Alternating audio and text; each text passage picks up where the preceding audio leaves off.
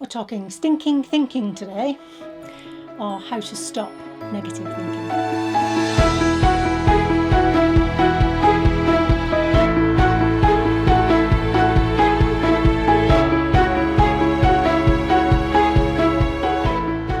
Hi, my name's Christine L. Conroy.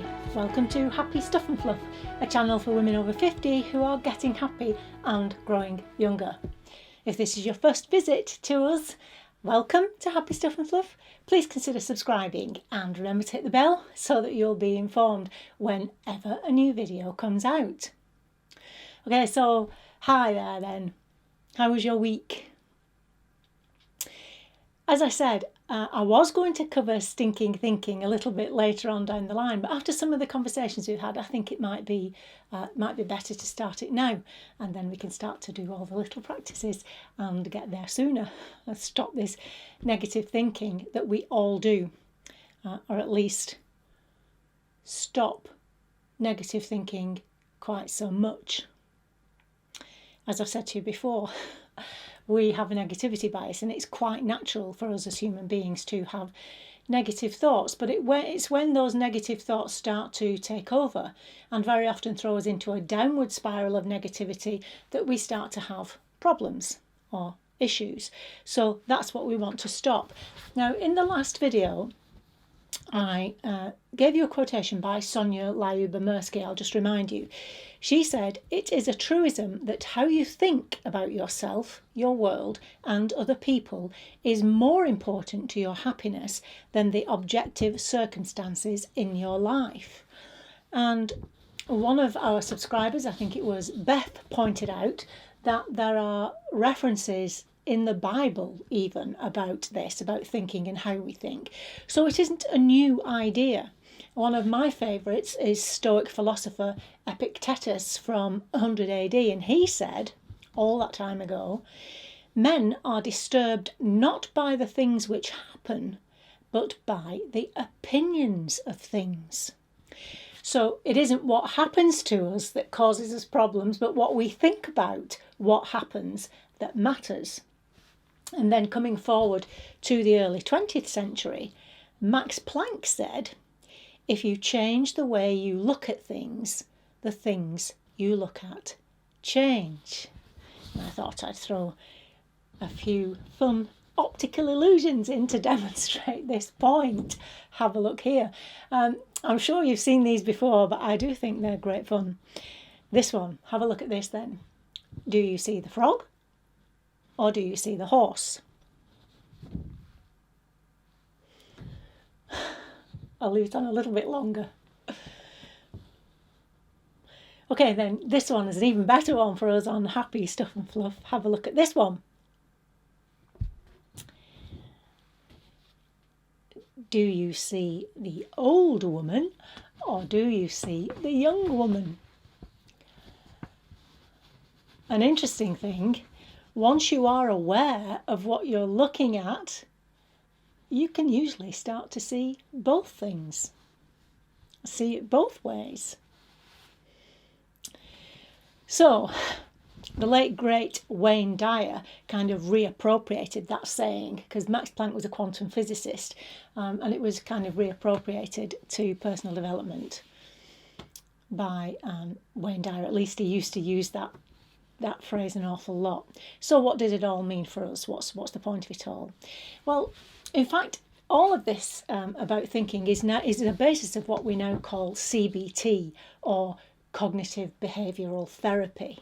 Now, I must admit, I don't like the use of the word therapy because it implies that there needs to be something wrong with you in order to benefit from this. You know, that you have to have some kind of clinical issue before you start to look at cognitive behavioural therapy. And in fact, I believe that we all need it. In fact, that it ought to be taught in schools, because although thinking obviously becomes natural to us, we really don't know how to do it. At least not how to do it in order to benefit us and to help us get to live the best possible lives we can live. Very often it's faulty thinking that gets in our way of doing that. And that's why I think this is such an important subject. And it's a series on this because obviously it's a massive subject and not one that we can cover properly in just kind of 5 to 10 minutes. So it is going to be a series. Okay, so what is cognitive behavioural therapy then? Very simply, it's a talking therapy that's been proven to help treat a wide range of emotional and physical health conditions in in all age groups really, and it looks how we think about a situation and how that goes on to affect the way we feel and behave. What I like about it, one of the things I like about it, is that instead of looking at issues from the past, which a lot of therapies tend to do, this deals with current problems and looks for practical ways to improve state of mind and behaviour on a daily basis. Now, CBT uses the ABC model, and we'll be talking about that next time. For now, I have a question for you.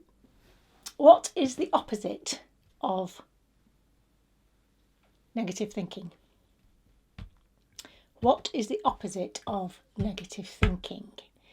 Now, I'm guessing that many of you are thinking positive thinking. The opposite of negative thinking is positive thinking. But of course, I'm going to tell you that's not true. On Happy Stuff and Fluff, and this is the way we're going to be thinking about this subject, the opposite of the opposite of negative thinking is critical thinking. The opposite of negative thinking is critical thinking. I'm going to be coming back to that quite often, I guess. Now, most of us are not even aware of our thinking because in general we tend to think on autopilot, don't we? So what I'm asking you to do, because in order to be able to tackle our thinking or to change our thinking, we first of all have to become aware of our thinking. And so you have to start thinking about thinking and give some serious thought to your thoughts, or if you want a fancy term for that, metacognition. We need to build your metacognitive skills, and that's all it is. You're thinking about thinking. So all I want you to do from now, sorry, the light's just got because the sun's coming straight through the window there. Incidentally, it's snowing again today here. It's only going to last till tomorrow though. Yeah, so what do I want you to do? Just until we meet next, I want you to give some thought to your thinking. So try to catch yourself every now and then and kind of say to yourself, what was I thinking about then? Now, if you find it difficult, set triggers. I sometimes do this when I stop at a red light, but you can't do that because I want you to write something down, and clearly you can't do that at the traffic lights.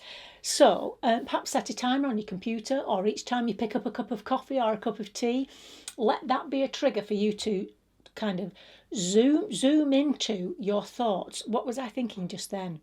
If you can, write down that thought and then make a note of whether your thought was positive or negative. Okay, so catch yourself thinking, ask yourself, what was I thinking about then? Write that thought down and make a note as to whether that thought was positive or negative. Okay, that's all I want you to do at the moment.